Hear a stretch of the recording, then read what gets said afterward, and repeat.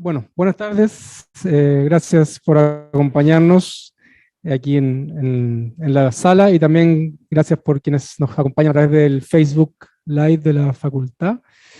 Mi nombre es Guillermo Eisner, soy profesor aquí del Departamento de Sonido y esta tarde tenemos el gusto de recibir a Pedro Izquierdo, magíster en Ingeniería de la Universidad Católica, quien nos viene a acompañar durante esta presentación y a compartir con nosotros su trabajo de maestría, justamente de titulación del grado de magíster en ingeniería, con un proyecto que es sumamente interesante acerca de audio espacializado y un prototipo, digamos, un modelamiento referido a este asunto. Así que Pedro, muchísimas gracias por estar con nosotros, por tu tiempo y disposición para compartir con la comunidad del Departamento de Sonido y con la comunidad de la Facultad de Artes a través del Facebook.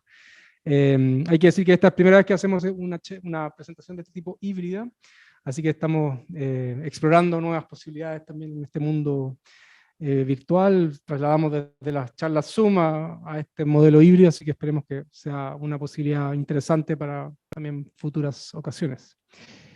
Pedro, sin la mascarilla, por favor, y, y un gusto contar con tu presencia. Bueno, gracias por estar aquí. Ya me presentaron. Este fue mi trabajo de tesis y todavía estoy trabajando en él con un par de profesores. Quizás Rodrigo Cádiz lo conocen, él también está metido en el mundo del sonido. Para ver si podemos implementar esto en la realidad, porque lo que voy a mostrar aquí es todo el modelamiento y bueno, el modelo matemático y algunas simulaciones computacionales de lo que intentamos hacer para maximizar el sweet spot. Entonces, ¿cuál es el problema que estamos atacando? Esto es como un plano de planta, entonces nosotros estamos dentro de una pieza en la que hay una fuente sonora que está emitiendo un sonido. ¿Ya? Adentro de la pieza también hay una región de interés en la que hay potencialmente muchas personas.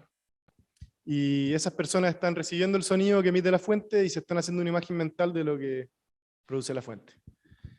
Entonces, la idea después es sacar la fuente y poner parlantes. Y intentar convencer a las mismas personas de que recrear lo que está haciendo la fuente, pero en las cabezas de las personas. Entonces, la pregunta no es tanto por la onda sonora exacta, sino que por la impresión que esta genera en las personas. Y la región sobre la cual es reconstruida de manera adecuada es lo que en este trabajo le decimos el sweet spot, que podría ser llamado sweet area, o porque no es necesariamente un punto, pero le vamos a decir sweet spot, es una región. Entonces, bueno, en la literatura hay técnicas de paneo, que son como el VIVAP, técnicas surround, todo ese tipo de cosas que prenden un poco un parlante de acá, un poco el de allá, y a medida que calibráis un poco el gain de cada uno de los parlantes, te va a generar una sensación de especialidad. Eso es, es más o menos bueno porque necesita pocos parlantes, pero tiene la parte mala de que el sweet spot que genera es chico. En general está localizado en una sola persona o en una región pequeña. También existen técnicas de sound field synthesis, entre los cuales está mode matching methods, como ambisonics y toda esa familia de métodos. Hay pressure matching methods y wave field synthesis.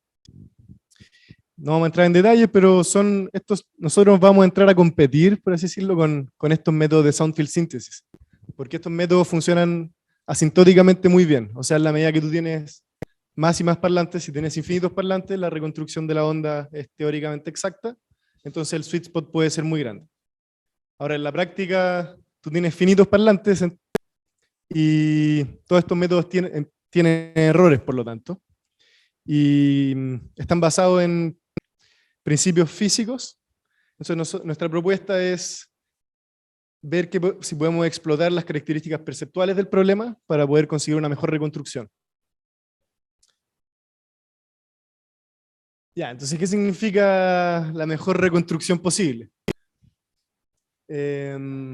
Uno podría pensarlo, uno podría definir muchas métricas, pero nosotros vamos a decir que la mejor reconstrucción posible es la que maximiza el tamaño del sweet spot. O sea, me da lo mismo si es que el sweet spot está muy mal reconstruido, yo quiero que el sweet spot sea grande. Eso va a ser nuestro principio, desde ahí es nuestro punto de partida. Entonces nos hacemos la pregunta si podemos directamente maximizar el sweet spot vinculando los aspectos físicos y los perceptuales del problema. Y bueno, vamos a intentar resolver esa pregunta. Como spoiler, les dejo aquí una comparación. A lo más a la izquierda está, esto es un plano de planta, nuevamente una pieza circular de 5 metros de diámetro. Y aquí estamos intentando reproducir, a lo más a la izquierda está la onda deseada, que es la que sería generada por una fuente puntual que está fuera de la sala. Y ahí en los 4 elementos de la derecha tenemos los resultados de distintos métodos. El de nosotros es Sweet, está Near Field Compensated Higher Order Ambisonics a la derecha, Wavefield Synthesis y Pressure Matching Methods. Y como pueden ver, por lo menos al ojo, la onda reconstruida por nuestro método tiene menos artefactos espaciales, lo que permitiría es decir que generamos un mayor sweet spot. Pero para hablar de sweet spot y qué significa o en concreto el sweet spot, tenemos que mostrar la teoría. Así que después vamos a volver a esta imagen. Entonces, ¿de qué se va a tratar todo esto? Primero les voy a partir hablando de un modelo para audio espacial con parlante. Vamos a hablar de un modelo físico y un modelo perceptual. Van a haber objetos matemáticos en ambos mundos. Después vamos a introducir el problema de maximizar el sweet spot en términos matemáticos. Vamos a ver que ese problema es un poco difícil, entonces vamos a definir un problema aproximado. Vamos a ver que el problema aproximado sigue siendo difícil, entonces vamos a tener que diseñar una segunda aproximación con una formulación de diferencia de funciones convexas. Y después de esa doble aproximación, vamos a definir el método SWEET, una instancia particular que se llama SWEET-ReLU. Vamos a ver algunos resultados de simulaciones numéricas y la conclusión. Entonces, el modelo físico. Estamos trabajando acá, tenemos una región de interés, como les dije, que vamos a llamar omega. Esto es un subconjunto de puntos que están en R3, tridimensional. Tenemos una señal, una onda sonora deseada, que tiene dominio en el tiempo y en el espacio. Tiene dominio en omega, cruz, R, espacio-tiempo. Estos son, la onda sonora deseada es una onda de presión, por si acaso. Tenemos U, que es similar a la onda deseada, pero esta es la onda que sintetizan los parlantes, dispuestos en algunos puntos arbitrariamente en el espacio, X1 hasta XNS. Y U se puede representar como la suma de las ondas que genera cada parlante. Y en este caso, lo que están viendo acá, adentro de la suma, es la señal temporal del parlante K, eso es alfa. Tiene t del tiempo y está desplazado en el espacio por la velocidad del sonido, que es c. Y la distancia en la cual estáis midiendo la señal. Y por debajo está dividido por un factor que es la distancia. Entonces U es temporal y espacial. Y si tomamos transformada de Fourier, bueno, esto se puede expresar de una manera en donde se separa la parte espacial de la parte en frecuencia. Y vamos a trabajar, de hecho, en el mundo de Fourier. Así que esta es la representación. Bueno, aquí lo que tenemos es un medio homogéneo y una fuente puntual en el espacio abierto. Y eso es lo que está representado con esta exponencial compleja de lo más a la derecha. Eso irradia simétricamente para todos lados. Estáis pensando que el parlante es un punto en el espacio que irradia como un círculo para todos lados, de manera uniforme. Y que no hay rebote en las paredes, entonces la transferencia entre el parlante y el punto es súper sencilla de modelar y se escribe a través de esa función. Ahora, en el caso general, yo puedo reemplazar esa fuente puntual por una función g, o la función de Green, o función de transferencia, que puede ser tan compleja como uno quiera. Entonces, más simple, yo creo trabajar en abstracto pensando en la función de Green, de esta manera. Entonces la pregunta que nosotros nos hacemos es que queremos encontrar las señales temporales que enviar por cada parlante alfa, tal que U0, que es la señal espacio-temporal deseada, sea parecida a la señal espacio-temporal que recrean los parlantes. Ahora aquí en parecido tengo un signo aproximado que no es claro bien cómo interpretar, qué significa que dos cosas están parecidas. Y ahí es donde queremos meter el... O sea, uno querría que esto fuera igual, pero eso es teóricamente imposible, a menos que tengáis un continuo de parlante, o que la fuente puntual deseada, la posición es en el lugar exacto donde está un parlante, pero eso es un caso súper específico que nosotros queremos cubrir los otros casos que son los interesantes. Entonces, dado que es imposible tener una igualdad ahí, tenemos que volver a la pregunta de qué significa una aproximación buena. Y aquí es donde entra el mundo perceptual.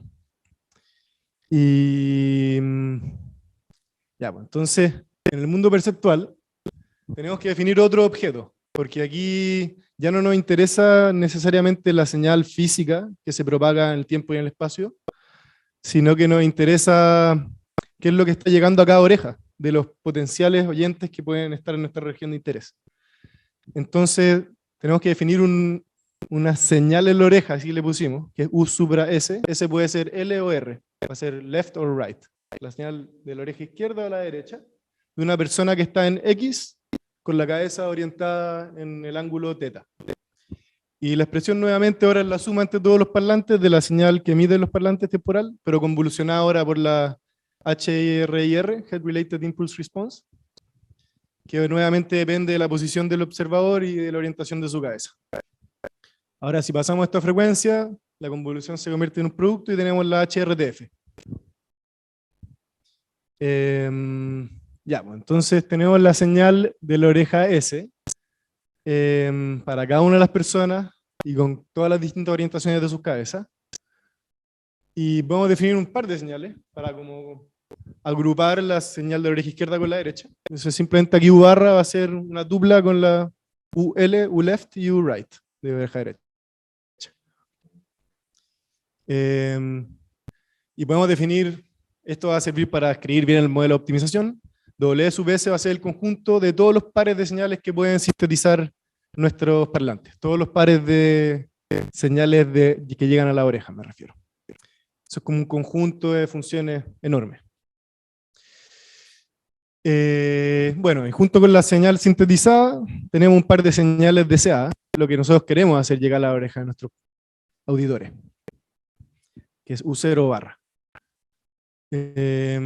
Bueno, ahora sí, la pregunta real que queremos enfrentar es ¿qué tenemos que emitir por cada parlante? Alfa aquí, recuerden, son las señales temporales que emite cada uno de los parlantes, tal que U0 barra sea parecido a U barra perceptualmente.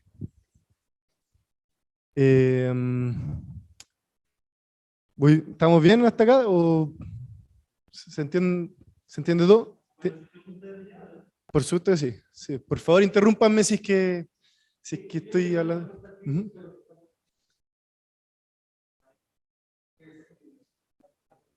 Ya, hola. Sí, una pregunta inmediata que justamente cuando definiste el canal izquierdo y derecho, o sea, como lo que llega a la señal, porque esas señales tienen algún grado de correlación en general. Claro. Y como está tu problema, como yo lo entendí al comienzo, es como en campo lejano también, entonces también va a haber una dependencia mucho del ángulo en que está el parlante, la fuente virtual que vas a hacer, va a haber una correlación importante. No sé si eso lo explotan en el modelo más adelante o no, necesario que tengan algún supuesto oreja izquierda y derecha, en ese sentido.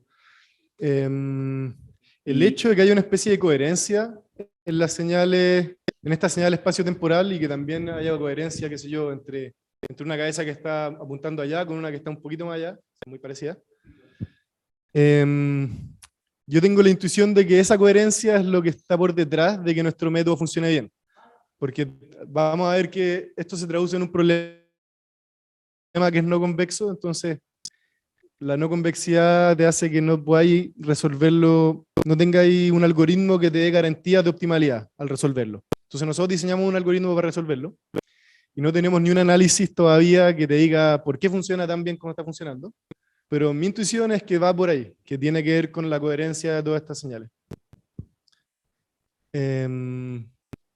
Ya, pues entonces, nuevamente nos hacemos la pregunta de U, ahora tenemos el objeto U0 barra y U barra, que son las señales en la oreja, y queremos que estas sean parecidas perceptualmente.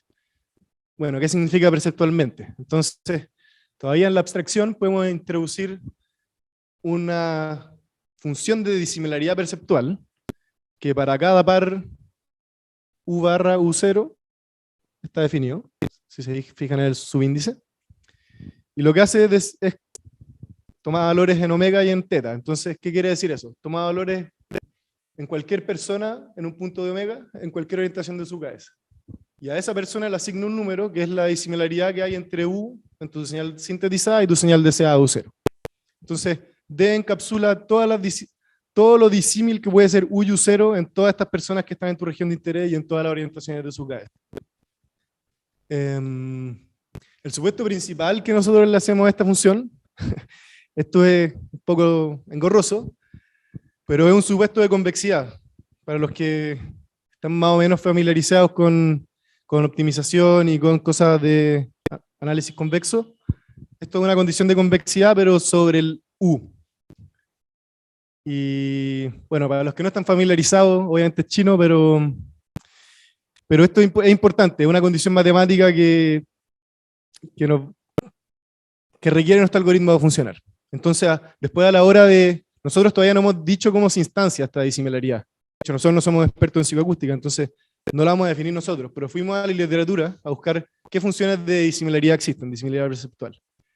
Y vamos a terminar usando las que, o pudimos escoger solamente las que satisfagan esta condición. Después vamos a volver a eso. Bueno, entonces usando esta disimilaridad perceptual, podéis deshacerte de la parte angular de la cabeza y quedarte solo con la parte espacial para definir esta función T, que lo único que hace es tomar el supremo o el máximo, es lo mismo, piénselo así, desde el supremo sobre las orientaciones. Entonces, ¿qué es lo que mide TD de U? Mide la peor disimilaridad perceptual por una persona parada en un punto. Y peor me refiero en cualquiera de las orientaciones de su cabeza. Entonces, TDU de X va al punto X, dice una persona acá, cuál es la peor disimilaridad que hay entre U y U0, en todas las orientaciones de su cabeza, y eso te dice. Entonces, esta disimilaridad toma valores en R, pero uno puede fijar un umbral, que nosotros vamos a fijarlo en 0, y decir que por arriba de 0 estáis teniendo un error que es demasiado grande, mientras que si estáis por debajo de 0, entonces la persona, independientemente de para dónde está mirando, no va a percibir diferencias entre U y U0. Y bueno, habiendo definido T, uno puede definir el sweet spot naturalmente, como todos los puntos que están en tu región de interés, todo lo que hay en tu región de interés, que satisface la condición de que TD de U es menor o igual a 0. Ahí es donde estáis convenciendo a la gente. Fuera de él, estáis con un error en alguna dirección que es mayor al que te estáis permitiendo a ti mismo. ¿Alguna pregunta hasta acá? La notación. Ya. Ya, entonces, habiendo definido el sweet spot, uno puede inmediatamente el problema de maximizar el sweet spot como un problema de optimización. Espacio de adelante, tal que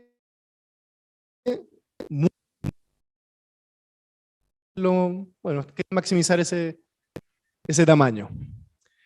Mu en este caso es un objeto matemático que es una medida, pero que lo único que hace es que tiene este conjunto S, que es el sweet spot. Ya, entonces hay un problema acá, que es que la función U a SU, o sea, que pasa desde la señal que sintetiza en tus parlantes al sweet spot, toma valores en un conjunto, es una función un poco rara, y es difícil de analizar y difícil de maximizar en la práctica. Entonces nuestra solución es usar una representación tipo capas de pastel, así le dicen, para este problema. ¿Qué significa hacer una aproximación tipo capas de pastel? Primero vamos a ver cómo se representa esto matemáticamente, después les puedo hacer un dibujo. Ya, entonces lo primero es que uno tiene que definir una función phi, que es acotada no negativa, tal que phi es de 0 para los negativos y que integra 1. Eso quiere decir que t es como, o sea, phi, perdón, es algo como que viene aquí en 0 y que aquí se hace positivo y tiene que decaer de vuelta a 0 porque integra 1. Entonces toda esta área es 1. ¿Ya? Después uno tiene phi epsilon, que es una especie de zoom que uno le hace a phi.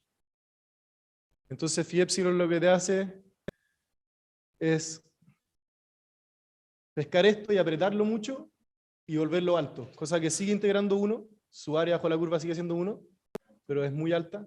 Chuta, ya no me quedó también el dibujo. Y muy angosta. Entonces esto se empieza a aproximar, se concentra su masa cerca de 0, por la derecha. Digamos que algo así. Y la integral sigue siendo 1. El área. Después uno puede definir phi mayúscula epsilon, que es la integral de este bicho epsilon. Entonces, ¿cuál es la gracia de definir esta integral? Que la integral va a venir siendo, yo integro desde menos infinito hasta t. Entonces, si es que yo vengo integro 0, 0, 0, 0, 0, cuando llego a los positivos tengo harta masa, y esto tiene justo área igual 1, entonces integra rápidamente hasta llegar a 1. Y después, como esto decae, tiene un comportamiento asintótico en 1. Entonces esto es aproximadamente como una función que es 0 en los positivos y que pasa a ser 1 en los 0 en los negativos y que pasa a ser 1 en los positivos. Y a medida que epsilon sea, esta aproximación se vuelve cada vez más correcta. Eso está detrás de todas estas letras. Ya, entonces después, teniendo esto, uno puede definir una función aproximada para medir el tamaño de un conjunto. En este caso, ¿cuál es el conjunto? Son los puntos en los que b de x, digamos que hay, yo tengo una función sobre una región de interés, que en este caso en abstracto uso la variable auxiliar b, y digo cuándo es tan mayor que 0. Entonces a eso yo le tendría que aplicar esto, y cuando es mayor que 0, entonces me dice,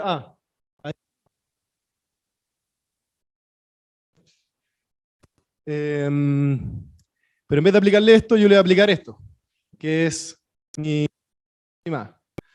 Y de esa manera, bueno, ahí eso está demostrado matemáticamente.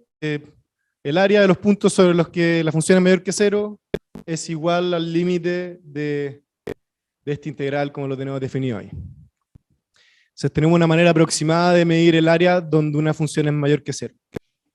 Que sigue esta intuición que hay geométrico.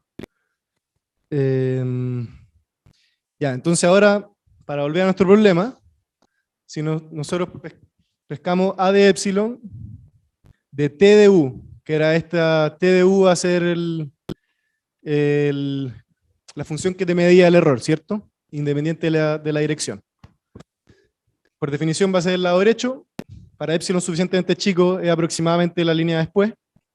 Y esto, por definición, es la medida del sweet spot, ¿cierto? Los puntos en x, los x en omega, la segunda línea, tales que t de u es mayor que 0, son donde estoy fuera del sweet spot. Nosotros hemos definido el sweet spot totalmente de la manera opuesta. Eran los puntos donde estoy debajo del umbral que era 0. Entonces, a de epsilon me termina cuantificando la medida de los puntos que están fuera del sweet spot. Que es como que la medida de los puntos de toda mi región es menos la medida de los puntos del sweet spot, ¿cierto? Como por complemento de conjunto. O sea, lo que quiero decir es que si esta es mi región de interés, el sweet spot está acá, a de epsilon me mide estos puntos, que van a ser la resta entre este tamaño y este tamaño. Entonces, teniendo esa representación, en vez de maximizar el sweet spot, uno puede minimizar A de epsilon, dado que tenéis menos la medida del sweet spot, ¿cierto? Entonces, nuestro problema epsilon aproximado va a ser minimizar A de epsilon compuesto con T de U. ¿Alguna pregunta hasta acá? Ya.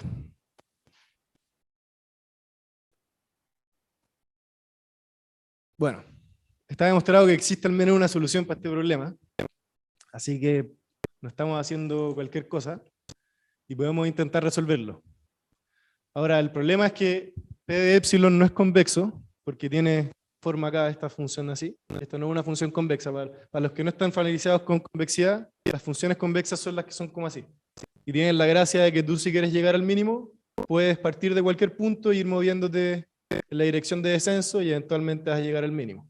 Pero si yo tengo una función que no es convexa como así, y yo parto acá, voy a moverme y voy a llegar acá, en vez de llegar acá. Entonces la no convexidad es un problema. Tenemos una estrategia a priori. La estrategia a priori sería moverse pasito a pasito hasta llegar al mínimo si es que fuera convexo. Entonces, ¿cuál va a ser la solución que proponemos? Explotar la estructura de diferencia de funciones convexas que tiene este problema. Si bien la función objetivo no es convexa, sí yo la puedo separar en una función convexa menos otra función convexa. Y hay algoritmos para enfrentar problemas de diferencia de funciones convexas. Entonces, ¿cómo separamos esto en una diferencia de funciones convexas? Vamos a tener que introducir una variable auxiliar.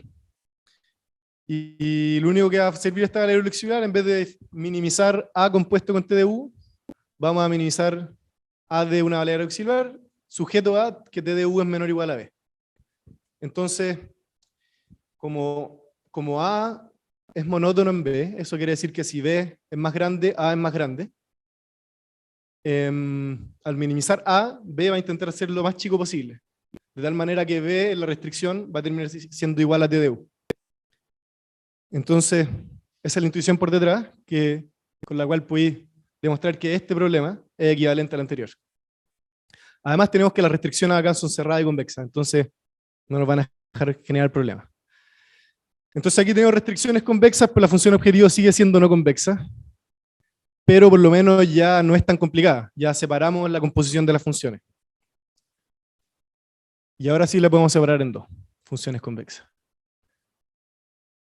Ya, entonces, ¿cuál es la receta para romper a en funciones convexas? Voy a olvidarme del subíndice epsilon para simplificar la notación. Entonces, lo único que hay que hacer es separar a esta función de una diferencia de funciones convexas. Entonces, si es que esta función, por ejemplo, para ser más simple, fuera algo como así, un rectángulo, yo puedo convertir a phi más y phi menos como, ¿dónde? Ya, phi más va a ser igual a algo así.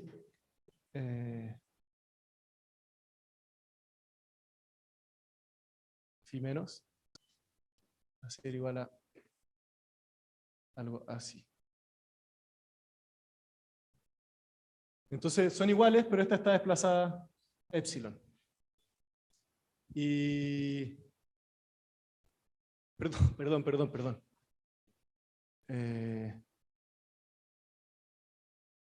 Chuta. Ya. Phi más es así y esta es así. Estaba dibujando la integral. Bueno, ahora sí se ve, ¿cierto? La diferencia entre esta y esta es el rectangulito que me estoy saltando ahí, que me da este rectángulo de acá. La idea es que las dos sean no decrecientes y que satisfagan, bueno, que eso es la diferencia de la otra. Después puedo integrar estas dos funciones, que es lo que estaba dibujando acá. Entonces la integral de ambas, en este caso, va a ser lo que quería dibujar antes, esta así y esta así. ¿Cierto? Porque integro una constante, entonces me aparece una recta. Y bueno, después puedo integrar sobre el dominio espacial, no temporal, estas dos cosas. Y por la linealidad del integral y todo esto, tenemos que efectivamente A es la resta de estas dos cositas, de A más y A menos. Y bueno, no es muy difícil demostrarlo, pero estas funciones son convexas y además son continuas. Hay unas cosas en el chat. Un poquito la cámara, están viendo.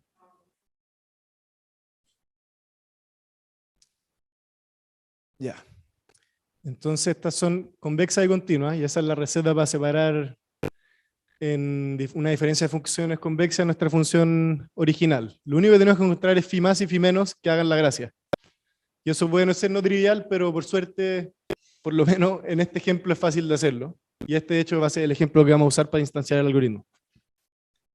Ya, pues, entonces el problema P aproximado epsilon va a ser equivalente a este problema acá, donde lo único que hice es separar A en esta resta de funciones convexas, que son, sigue siendo todo igual. No hay dificultad para pasar de allá para acá. Y ya, ¿cuál es la estrategia entonces? Y esto también se ha estudiado en la literatura de la optimización para diferencias de funciones convexas. Una vez que tú separas la parte cóncava, aquí yo tengo al final una diferencia de funciones convexas, una función convexa más una función cóncava. Se puede interpretar de la misma manera. Una función convexa es lo mismo que menos una función cóncava. Entonces lo que uno quiere hacer es linealizar la parte cóncava, tomarle una aproximación lineal. Si mi función cóncava es así, yo pesco un punto y le hago una aproximación lineal. Entonces una función lineal más una convexa, una función convexa, y ahí obtengo un problema convexo. Entonces lo único que tengo que hacer es mayorizar la parte cóncava por esta aproximación lineal. Y afortunadamente en nuestro contexto uno puede encontrar un subgradiente, porque para hacer esta aproximación lineal tú tienes que encontrar la derivada o en caso más general el subgradiente para poder definir la aproximación lineal, que es como la pendiente de la recta de esta aproximación lineal. Y en nuestro caso nosotros tenemos una forma cerrada para este subgradiente, sea cual sea el punto en el cual yo quiero tomar la aproximación lineal. O sea, si la quiero tomar acá o si la quiero tomar acá, en este punto. Tengo esa forma explícita que depende del punto donde quiero aproximar. Entonces, de esa manera podemos plantear sin problema este problema convexo aproximado, en donde lo único que hice, si se fijan, es tomar la aproximación lineal a la parte cóncava, en el lado de normal a la derecha de la ecuación, o sea, del problema de minimización. Ya, entonces recapitulando, hemos hecho dos aproximaciones. Partimos con un problema difícil de resolver, tomamos esta aproximación para epsilon suficientemente chico, que deja todo un poco más continuo, puede tener este salto que uno tenía acá. Y después, este problema que es convexo, lo podemos, esta función que era, por ejemplo, así, y esta la linealizamos. Entonces nos queda un problema asociado a esa función. Y lo que vamos a hacer para nuestro método para resolver el problema P, que es el original, esto es sweet. Le llamamos Sparse Weighted Error Iteration, que fue un esfuerzo para que esto sonara como sweet, de sweet spot, pero que hace sentido. Y lo único que hace es un doble for loop. Aquí tengo un montón de índices que pueden complicar un poco la visual, pero en el loop de adentro, perdón, el primero loop de afuera. En el loop de afuera yo tomo una sucesión de epsilon cada vez más chico. Para hacer esta aproximación que yo hacía acá original, un epsilon grande voy a tener una aproximación así, un epsilon un poco más chico así, y esto se va poniendo cada vez más parecido. Y después cada uno de estos problemas epsilon aproximados los intento resolver con esta secuencia de problemas convexos que acabamos de conversar. Y para definir dónde tengo el punto de partida para linealizar, toma la solución al problema anterior. Y esa es la gracia de tener esta sucesión de problemas convexos. Entonces voy ganando información con cada uno de estos problemas aproximados para partir al punto de partida del siguiente problema aproximado.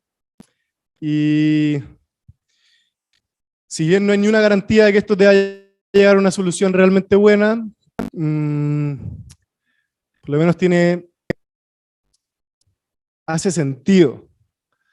Y si no le hace sentido todavía, podemos instanciar a Suite en un caso particular, que aquí escogiendo phi y phi más, phi menos, con esas letras griegas, que no es nada más que hacer lo que está dibujando acá, cuando phi es este rectangulito, y todo me termina con esta ReLU, para los que están en Machine Learning, esta de acá igual le dicen ReLU a esta función, por eso le pusimos Suite ReLU a esto. Y la gracia es que cuando uno escoge esta función, todo el problema anterior abstracto aterriza, se dan las restricciones, y el problema que tenéis que resolver es mucho más como concreto, y es la integral sobre, bueno, lo que está ahí. La integral sobre tu región de interés, del error, pero tú penalizas solo los puntos en el que el error es positivo. Eso es lo que significa el paréntesis con el signo más abajo. Eso es el máximo entre 0 y x. Entonces, donde estoy en negativo, no penalizo error. Y si es que estoy por arriba de 0, que es donde yo consideraba que estaba fuera del sweet spot, ahí sí penalizo. Y lo que hago entonces es resolver este problema. Iterativamente, esto, si se fijan, está definido sobre omega k, no sobre mi región de interés entera. Y omega k es algo que se actualiza iteración tras iteración, y que parte siendo la región de interés entera, pero una vez que resuelvo este problema, lo vuelvo a resolver, pero ahora sobre esta región de interés que es un poco más chica, que se fijan, omega k es igual a, omega k más 1 es igual a omega k, intersección, con los puntos en que el error es menor o igual a epsilon. Entonces, yo fijo este epsilon que primero parte siendo muy grande, entonces no lo voy a ir sacando muchos puntos, esa condición no es tan estricta. Todos los puntos van a estar por debajo de epsilon, va a ser fácil.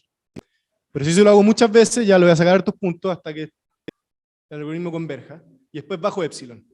Y ahí vuelvo a sacar nuevos puntos, itero. Entonces lo que estoy haciendo aquí finalmente es ir sacando los puntos en los que la reconstrucción es mala, y ir perfeccionando la reconstrucción sobre puntos en los que yo tengo esperanza de que puede ser buena. Esperanza me refiero porque parto con epsilon muy grande, mi umbral es muy grande y yo quiero llegar a 0. Entonces voy dejando fuera en el camino a los que no pasan el threshold, y voy bajando el threshold.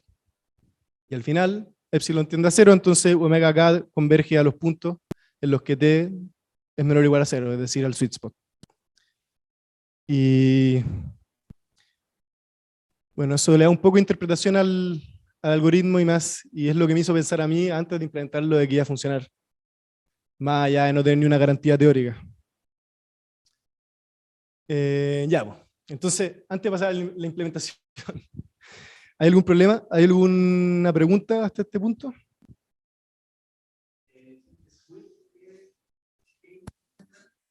Suite. Le pusimos Sparse Weighted Error Iteration.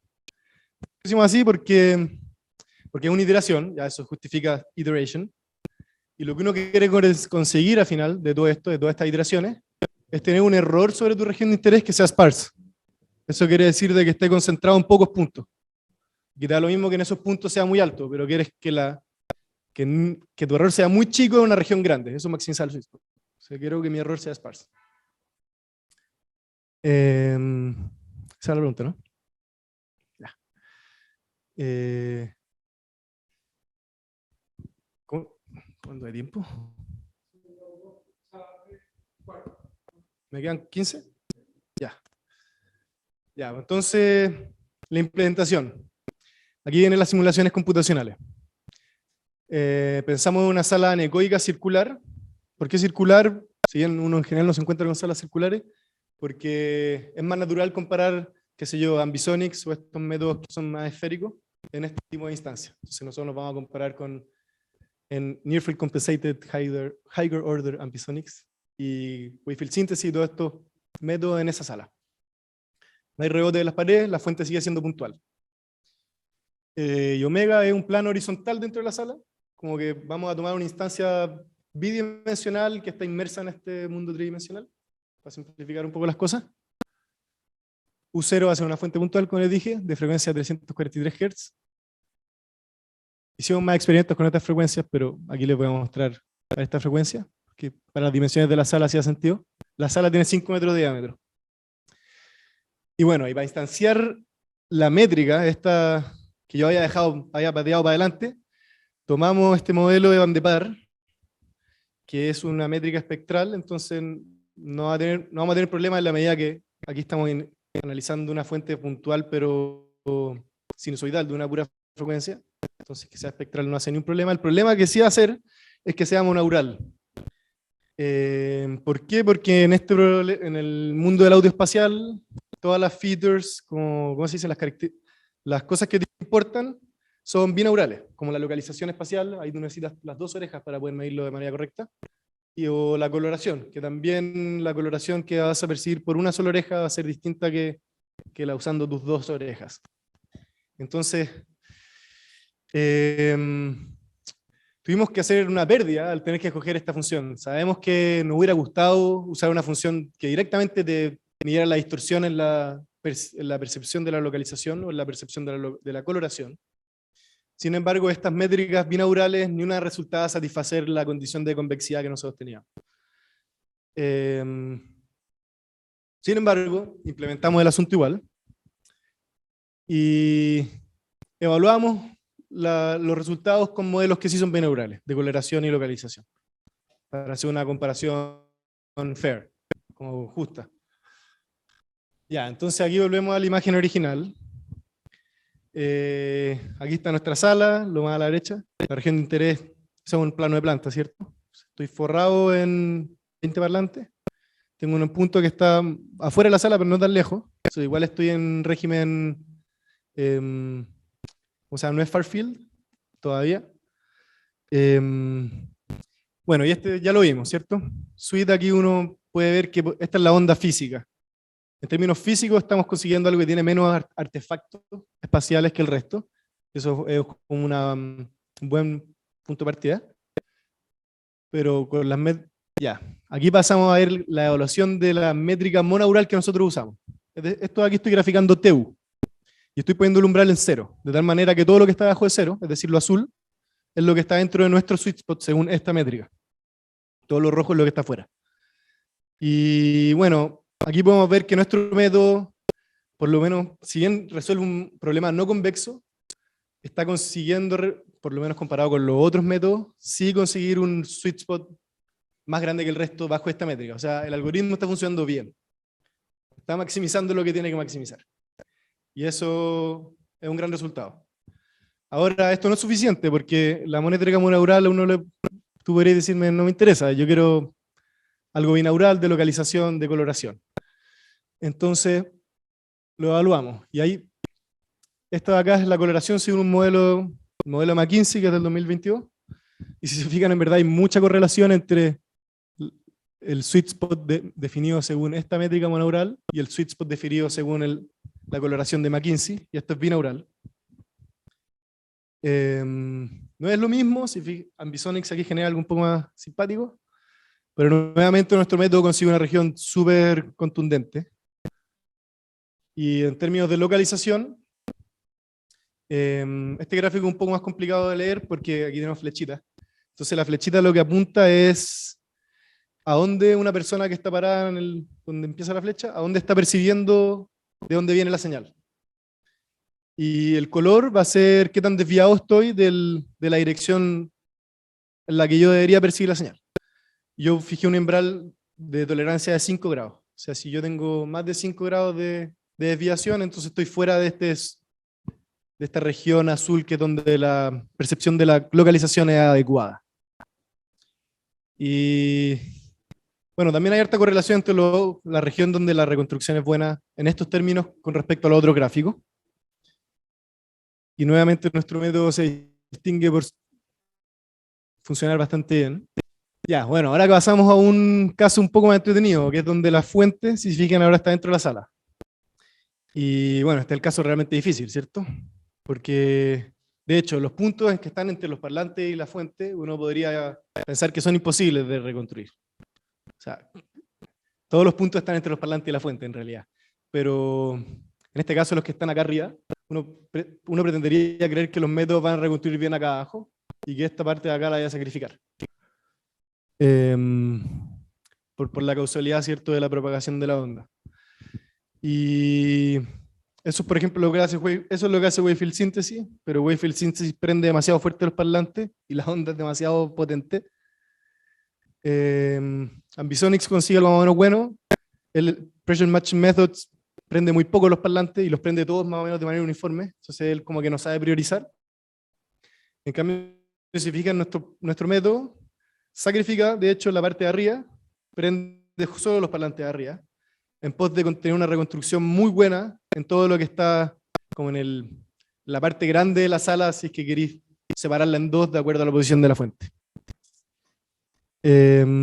Bueno, eso es con respecto a la física, pero nuevamente, con respecto a nuestra métrica, tenemos un sweet spot súper grande que está, claro, debajo de donde está el punto. Debajo me refiero en este plano de planta.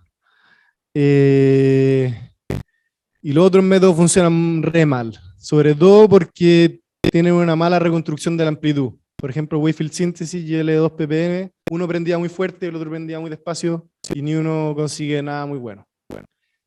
Entonces, nuevamente, el método, incluso en este caso más difícil, está consiguiendo aumentar la región donde la reconstrucción es buena según la métrica. Pero según las otras métricas, que no están insertas en la construcción de nuestro algoritmo, porque eran binaurales y no las podíamos usar. Con respecto a la coloración tenemos algo de este tipo. Nuevamente Wavefield Synthesis y Pressure Matching Methods están fuera por el gain, uno muy fuerte, otro muy despacio. Ambisonics consigue algo más o menos bueno, pero nosotros estamos francamente bastante sólidos. Y con respecto a la localización, bueno, ahora Wavefield Synthesis y Pressure Matching Methods consiguen algo más o menos razonable, porque como les decía, ellos están y la localización depende más de la diferencia de lo que llega a cada una de tus dos orejas, que es la diferencia en tiempo o la diferencia de nivel, pero no es si el nivel total hace el matching adecuado. Bueno, a pesar de que Wavefield Synthesis y Pressure Matching Methods están más o menos bien, nuevamente nosotros estamos conteniendo, o sea, por arriba de los otros algoritmos. Bueno, y si tenemos tiempo, les puedo mostrar los resultados por una sala con reverberación. Si no, pasamos a las conclusiones de las preguntas. Ya. Entonces esta es la instancia por una sala con reverberación. Nuevamente ahora tenemos una sala realmente tridimensional, y eso porque los modelos de reverberación incluyen rebote de las paredes y todo eso. Pero o sea, la instancia esencialmente va a ser de nuevo un asunto bidimensional, va a ser un plano. Si se fijan, omega va a ser un plano que está a la altura de los parlantes a una altura fija. En este caso, omega no está pegado a las murallas, y eso es porque nos dimos cuenta que Pressure Matching Methods estaba, como les mostraba, apagando mucho los parlantes, tenía una reconstrucción muy débil, porque penalizaba demasiado el error sobre los puntos que estaban cerca de los parlantes, y eso como distorsionaba la reconstrucción global. Entonces aquí quisimos ser un poco más justos, y la región de interés no está tan cerca de los parlantes, es un cuadrado que está dentro de la sala, pero que no está pegado a los parlantes. Y eso lo hicimos porque Wavefield Synthesis y Ambisonics no los pudimos comparar en esta instancia, porque no están pensados hasta donde yo sé, para una sala cuadrada como la que están viendo ahí, a menos que nuestra región de interés se convierta en algo esférico, pero aquí yo quería una región de interés que ocupara la sala, si bien que no estuviera cerca de los parlantes, pero que la ocupara lo más posible. Entonces, de nuevo, de una fuente puntual de 333 Hz, que puede estar fuera de la pieza, como generando una señal como esa, o puede estar adentro generando una señal como esta. Y los resultados, no les dije, pero la sala tiene baja reverberación. Y eso es importante, y eso quiere decir, ¿cómo lo cuantificamos acá? Dijimos que el Wall Reflection Coefficient, que va a ser 0,2. Eso quiere decir que la energía de una onda que impacta en la muralla va a rebotar, pero con una multiplicada por 0,2. Eso quiere decir que va a perder buena parte, va a absorberse el 80% de la energía al rebotar con una muralla. Pero igual puede rebotar todas las veces que queráis, solo que va a ser cada vez más débil. De hecho, muy rápidamente se va a convertir en algo así ínfimo. Ya, entonces los resultados son los siguientes. Aquí estoy viendo el plano de planta, ¿cierto? En verde está la región de interés. Si se fijan, hay una línea verde ahí. Y eso son los puntos que consideré no tan cerca de los parlantes. Y aquí L2 PMM funciona más o menos bien, pero nuevamente tiene como estos artefactos físicos que nuestro método evita. En términos de la coloración, se traduce esto inmediatamente en que, bueno, en que tenemos una región mucho más grande donde la coloración es baja. No les dije antes cómo había definido que la coloración fuera azul o roja, o sea, que fuera buena o mala. Y lo puse aquí en 13 puntos del método de McKinsey. Esto quizás irse por las ramas, pero ¿qué significan 13 puntos en este modelo? Son 80 puntos en el Mushra método, el método para medir calidad de audio Mushra. Y 80 de 100, entonces lo fijamos ahí, un 80% según el Mushra. Localización, de nuevo, andamos bastante bien. Y bueno, aquí la parte chora, cuando la fuente está dentro de la sala, bueno, los resultados son parecidos a lo que habíamos visto antes. Y en este caso L2 no se puede salvar de... Lo que le pasa a L2 es que no sabe priorizar. Y entonces, si se fijan, como que las partes donde está reconstruida buena son uniformes, están distribuidas uniformemente en la sala. Y tiene prendidos todos los parlantes. Y en cambio nuestro método, como va sacando puntos, a medida que los considera difíciles o donde la reconstrucción es mala, saca puntos de la región de interés iterativamente, lo primero que hace es sacar los puntos donde tú dices, ya, aquí no hay nada que hacer, que acá arriba, ¿cierto? Entre donde yo quiero simular la fuente y los parlantes que deberían estar prendidos. Y de esa manera el método como que se puede concentrar en los puntos que están más allá de la fuente, que son donde está la región azul. Y aquí es donde entra en juego esta de la coherencia de las señales. Porque todo esto que el método puede identificar donde es más fácil o más difícil tiene que ver con que esta señal es estructura. Pero esto es una explicación intuitiva por el momento. Bueno, en localización también andamos súper bien. Y hay harta correlación entre la coloración y la localización. La razón por la que pasa esto es porque, como estamos analizando una fuente sinusoidal y puntual, coloración en verdad podría ser algo que no hace mucho sentido, como ¿qué significa que una sinusoide esté colorada? Entonces, coloración se transforma en un match de amplitud finalmente, y localización se convierte en un match, como la frecuencia no es tan alta, es 343 Hz, se convierte en un match de la fase, de la coherencia de la fase en tus dos orejas. Entonces eso permite explicar por qué hay una correlación en donde la señal física está bien reconstruida y donde la coloración o la amplitud está bien reconstruida y la fase binaural también está bien reconstruida.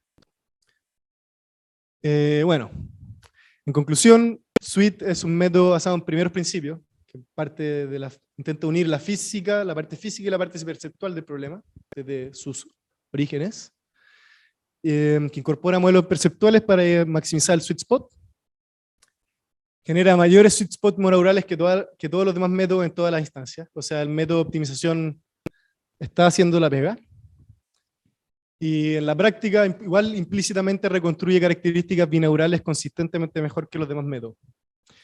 Ahora, ¿cuál es el principal problema de nuestro método? Es que resuelve una secuencia de problemas convexos. Entonces el costo computacional es mucho mayor que todos los demás métodos. A tal punto que yo no lo puedo implementar en tiempo real, y mucho menos en una instancia compleja, qué sé yo, si yo quiero instanciarlo, no con una señal puntual sinusoidal, sino que quiero poner acá un pájaro, como lo hacen la gente de la música electroacústica, o un pájaro con un sonido rico en parciales y todo eso, tengo que incorporar mucha frecuencia y el costo computacional se me da a las pailas. Entonces, ok, todo esto funciona muy bien, pero el trabajo futuro sobre todo está orientado, bueno, a implementar esto en una sala arbitrariamente compleja, qué sé yo, aquí yo puedo poner un piano, incorporar los rebotes allá. Eso simplemente es poder simular la función de transferencia de manera precisa. Eso no es tan complicado. O sea, puede ser complicado, pero es teóricamente como llegar y hacer. No hay que cabecearse tanto. Para lo que sí hay que cabecearse es para ver cómo vamos a implementar esto de manera eficiente. Y eso es lo que estamos trabajando ahora con Rodrigo Cádiz. Y la idea que tenemos es intentar ampliar el método en un montón de instancias simples y tener muchos datos. Que si yo, 1000 samples de poner a la fuente puntual acá, poner la fuente puntual acá, allá, con una frecuencia de 5000, de 300, de lo que yo quiera. Y ver cómo anda el método en cada una de estas instancias. Y después pescar toda esa bolsa de datos y intentar interpolarlos, por así decirlo, o aprenderlos, aprender cómo funciona el método SWIT a partir de estas observaciones con redes neuronales o algún tipo de learning. Eso. Gracias.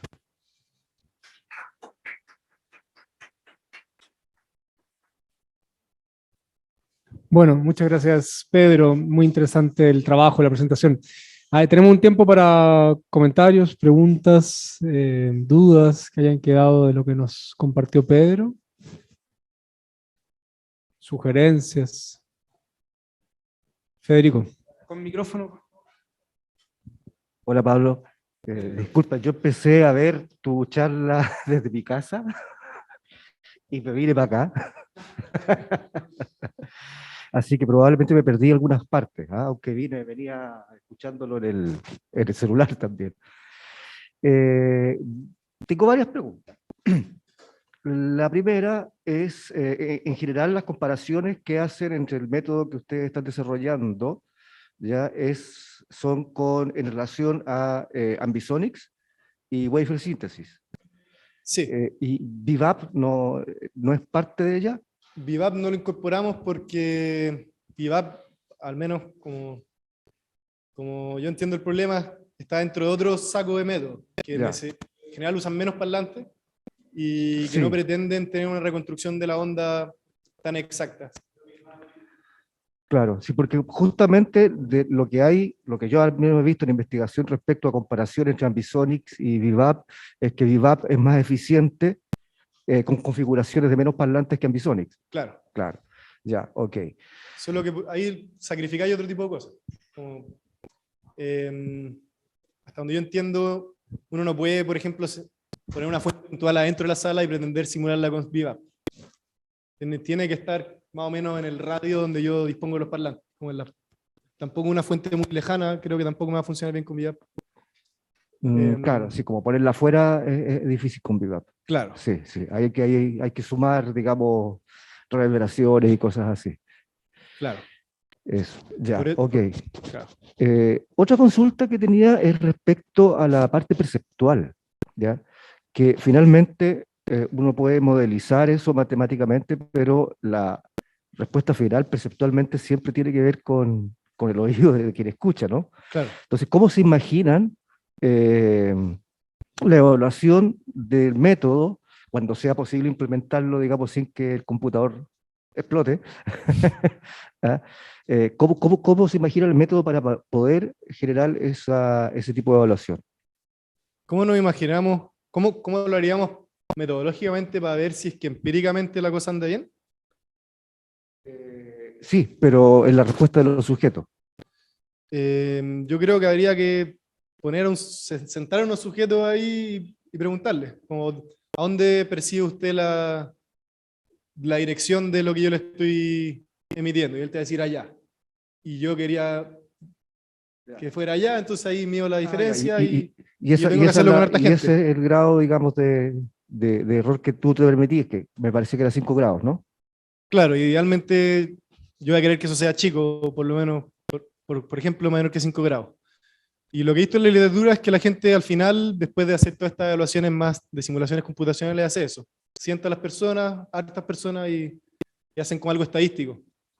A ver, claro, porque en este caso, digamos, empíricamente las cosas. Porque en este caso, la idea sería instalar un grupo de personas en un espacio amplio, que digamos no solamente el sweet spot central, digamos, ¿no? Claro. Claro, y que ese conjunto de personas tuviera una sensación o una percepción más o menos similar respecto a la localización de la señal. Claro. Claro. Para hacerlo más fácil, quizás no necesitáis muchas personas, y necesitáis a uno y pararlo allá, y después pararlo allá. Me imagino que puede ser más práctico. Ok, ya, muchas gracias. ¿Eh? Gracias a ti.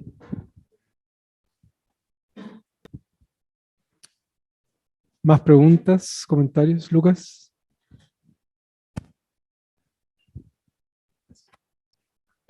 Bueno, quizá esta parte no la entendí muy bien, pero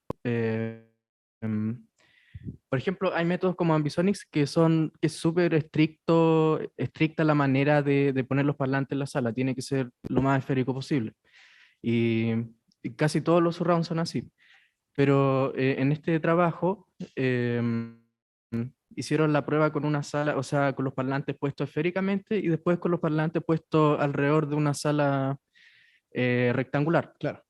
Entonces, ¿cómo toman en cuenta la posición de los parlantes? Entonces, ¿parece que es bien libre o cómo? A ver, ya, dos. Creo que ya voy a tener dos respuestas. Uno es que el método tiene, como está formulado inicialmente, tiene suficiente flexibilidad para funcionar por los parlantes como tú queráis ponerlo. Podéis ponerlo todo acumulado en la esquina como tú queráis. Y lo que hace el algoritmo es intentar encontrar la mejor reconstrucción posible dado lo que hay, con todos tus parlantes allá en la esquina o lo que sea. Entonces, eso es entretenido este método de que es súper flexible. Y siempre va como a intentar sacarle el mayor jugo a lo que hay. Por otro lado, no sé dónde tengo que poner los parlantes para conseguir la mejor reconstrucción, porque intuitivamente si los pongo todas en la misma esquina va a funcionar mal, pero tampoco es obvio de que los tengo que poner espaciados, ni si tengo que concentrarlos un poco más en la esquina o en el centro, no sé. Claro, o sea, ¿qué sería lo ideal para este método? Y también, o sea, ¿cómo tomar en cuenta si hay una posición no ideal de los parlantes en el sistema? Ya, entonces la primera respuesta, la repito, el método es flexible. Y con la segunda no sabemos. No sabemos cuál es la mejor posición para los parlantes. Hemos hecho estos experimentos asumiendo que los parlantes están espaciados, que es como una manera, por lo menos en la sala circular, como robusta, que si están espaciados va a ser igual de bueno que si yo... Hay una simetría con respecto a las rotaciones. Entonces, si yo pongo la cosa acá, va a ser igual de difícil que si la pongo allá. Ahora, cuando la sala es rectangular y tiene esta esquina, también lo pusimos espaciado. Pero ahí en verdad no es obvio por qué esa va a ser la configuración más robusta o por qué va a funcionar bien. Simplemente es la más simple de definir. Y todavía no sabemos si es que hay una mejor o si es que hay una demasiado mala. No. Ya, gracias. Gracias a ti.